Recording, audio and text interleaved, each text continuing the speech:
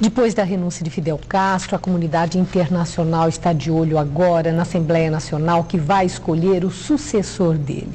As maiores chances são do irmão Raul Castro, que já ocupa o cargo interinamente. A coincidência com a eleição de um novo presidente nos Estados Unidos, em novembro, deve mudar a relação entre os dois países. Analistas apontam que a política externa americana deve dar mais atenção a Cuba e a América Latina. Se confirmado o presidente na sessão de domingo da Assembleia Nacional Cubana, Raul Castro deve adotar medidas de abertura política e econômica. Mas analistas internacionais já voltam as atenções para a geração que mais cedo ou mais tarde vai substituí-lo. Tendência é que ele realmente substitua o Fidel. Agora, existem outras possibilidades. Pode ser, por exemplo, que Carlos Lage, que é vice-presidente do Conselho de Estado, tenha algum papel mais importante junto com o Raul nesse novo momento. Agora, acho que tão importante quanto saber quem vai substituir o Fidel é saber quem que fica para depois. Essa mudança talvez seja mais significativa, né, do que essa primeira que está ocorrendo agora.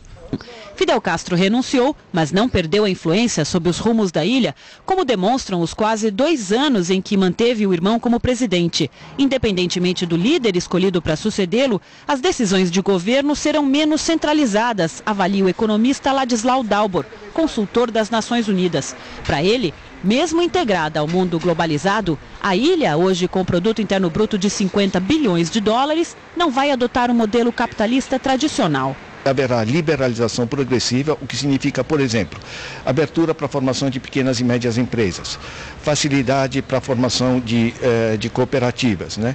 Descentralização em termos de gestão política, né?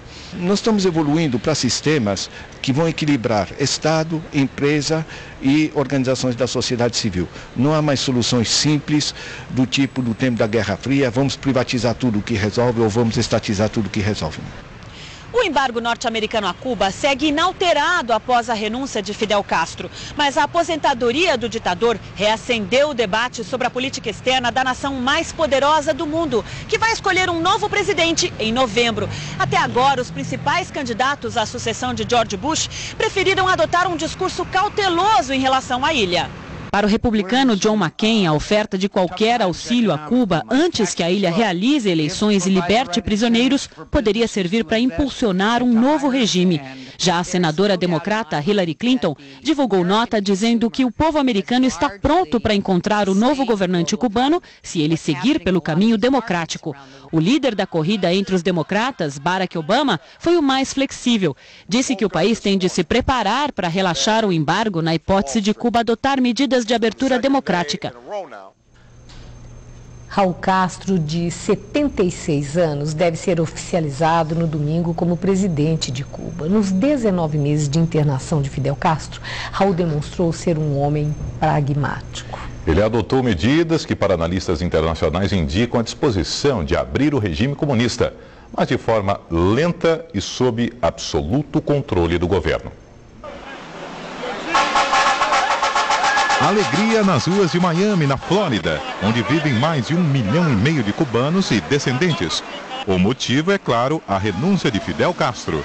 No cartaz do manifestante, vestido de tio Sam, o alvo das ofensas agora é outro Castro, o irmão Raul. Em Miami, a comunidade cubana não vê qualquer possibilidade de diálogo com o novo presidente, porque diz que nada mudou nem mudará, já que Fidel continuará manipulando o poder dos bastidores. A tradicional BBC de Londres reforça essa posição com a manchete: o mundo duvida que haverá reais mudanças em Cuba. Já a rede americana CNN acha o oposto. A manchete do site diz que o Castro mais jovem indica uma Cuba mais democrática. Esta é a opinião majoritária de analistas internacionais europeus e mesmo americanos. Para eles, Raul tem feito sinais claros de que o regime quer se abrir. O próprio Raul iniciou um diálogo sobre direitos humanos com a Espanha e prometeu assinar a Convenção das Nações Unidas sobre Direitos Humanos. Cuba tem um número incerto de dissidentes presos, algumas dezenas, segundo o governo cubano, milhares, segundo a Anistia Internacional. Ainda no plano externo, Raul disse que está pronto a negociar com o maior inimigo do país, os Estados Unidos. Quanto à economia controlada pelo Estado, Raul anunciou duas medidas ainda tímidas: aumento no pagamento por produtos agrícolas das poucas terras exploradas por particulares e o início da divisão das imensas fazendas estatais. ¡Viva la revolución! Numa crítica à burocracia do Partido Comunista, que atua em todas as esferas da vida cubana, Raul disse que há proibições demais em Cuba, que causam mais problemas que benefícios. Apesar das previsões ainda contraditórias sobre o futuro de Cuba, numa coisa os analistas concordam: ninguém pode esperar mudanças rápidas e radicais no regime cubano, liderado por um comunista da velha guarda revolucionária. E está em nosso estúdio o jornalista Mário de Almeida, comentarista do Jornal da Gazeta. Bom, agora o olhar é sobre o futuro de Cuba. E Raul Castro, como ele pode ser visto? Se uma continuação do castrismo ou ele dá a largada para um processo de mudança lenta e progressiva? A parte produtiva de Cuba já tem bastante influência do setor privado, inclusive do estrangeiro. Do ponto de vista econômico, a ilha tem mais ou menos a dimensão da nossa Santa Catarina e uma população estável até caindo de 11 milhões de habitantes. 4 produtos básicos decisivos: níquel e cobalto, 2 minérios importantíssimos explorados em associação com empresas canadenses, o tabaco, dos famosos charutos cubanos, aonde a Souza Cruz, brasileira, de capitais ingleses, está presente, inclusive fazendo a marca famosa Romeu e Julieta junto com uma estatal cubana, e o tradicional açúcar, cuja produção cai, mas é um produto que historicamente tem relevância em Cuba. Ao lado disso, uma indústria moderna, a indústria de medicamentos, sobretudo biotecnologia. Pode exportar mais? Sim, se houver participação de companhias modernas que ajudem a investir em equipamentos, inclusive para garantir a qualidade dos medicamentos. Um outro produto no setor de serviços, turismo, crescente, cada vez mais organizado em torno de linhas privadas, com hotéis de investidores estrangeiros, o dólar circulando, público, sobretudo canadense e europeu, mais de 1 milhão de visitantes por ano, tende a crescer muito agora. E uma grande interrogação, que é o petróleo. Há gente que diz que o petróleo pode ser muito importante na economia de Cuba no futuro, mas ele está em águas profundas, no estreito que separa o país da Flórida e, portanto, de exploração difícil.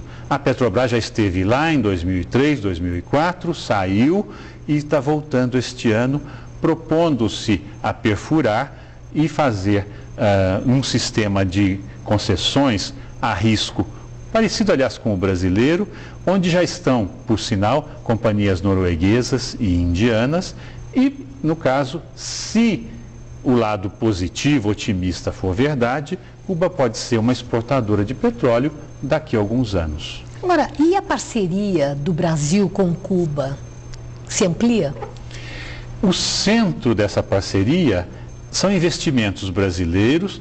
Só grandes companhias conseguem fazer a convivência com uma vida, digamos, burocratizada, como é a parte governamental em Cuba, debaixo de um sistema extraordinariamente fechado, rígido, ditatorial.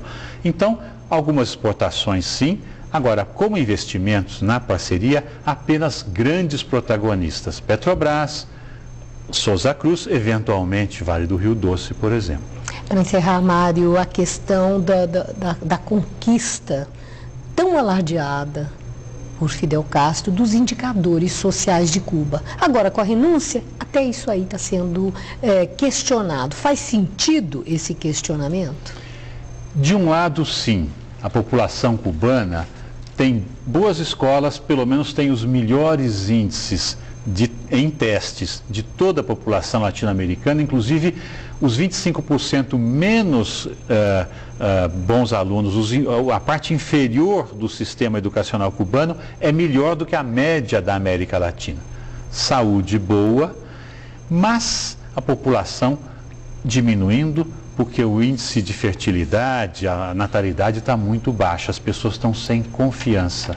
Na verdade, as informações são muito controladas, as pessoas cada vez mais ouvem a mídia, as notícias dos Estados Unidos, a cultura vem cada vez dos Estados Unidos e, portanto, toda a questão de Cuba, para o bem e para o mal, está no relacionamento com o grande vizinho do norte.